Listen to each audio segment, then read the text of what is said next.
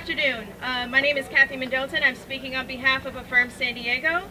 We are an anti-imperialist, transnational feminist women's organization for activism and struggle. Afirm San Diego hereby stands in opposition to the Trans-Pacific Partnership Free Trade Agreement, or TPP, in negotiations right now.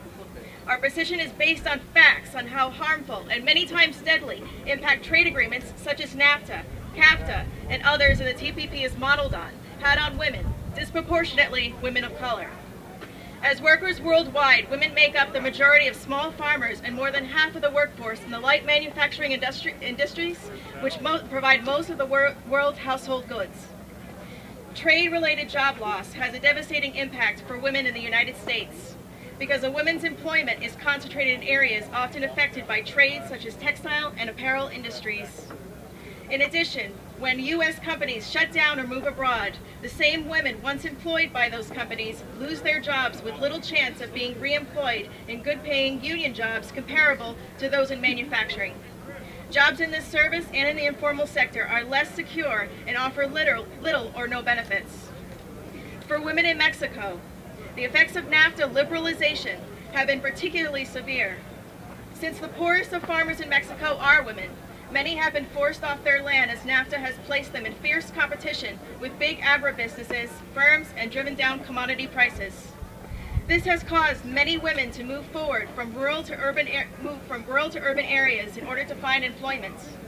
Many were and will be left with no option but to seek work in the maquiladoras factories, that they are notorious for poor working conditions and exploitive and sexist working environments. These factories seek out young women workers who can be paid very little, up to 30% less than men, and given few benefits for working long hours under inhumane conditions such as no running water and exposure to harmful chemicals. Women workers in many factories in Mexico have reported rampant physical abuse and sexual harassment. In addition, mandatory pregnancy testing, administering of birth control is a condition for employment and offered as standard practice. Trade liberalization has also severely limited to the access of vital services such as healthcare and education. This has a disproportional impact on women due to the fact that women are usually responsible for providing healthcare and education for their families. Since the signing of NAFTA in 1994, more than 400 women and girls have been found brutally murdered at the Mexican border town of Juarez. Most of the murdered women worked in the maquiladoras. Corporations and governments have created superhighways, railroad tracks, and terminals and airports to aid in their import and exporting of goods.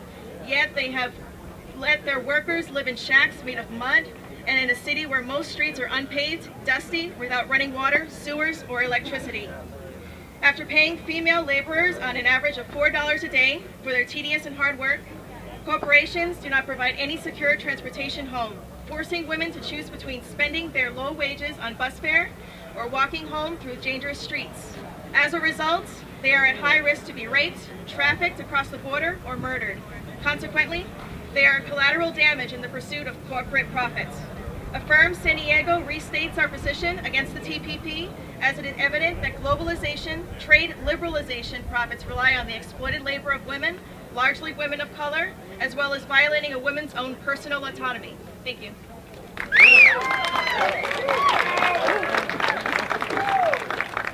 All right, the next speaker I have up is Ivan.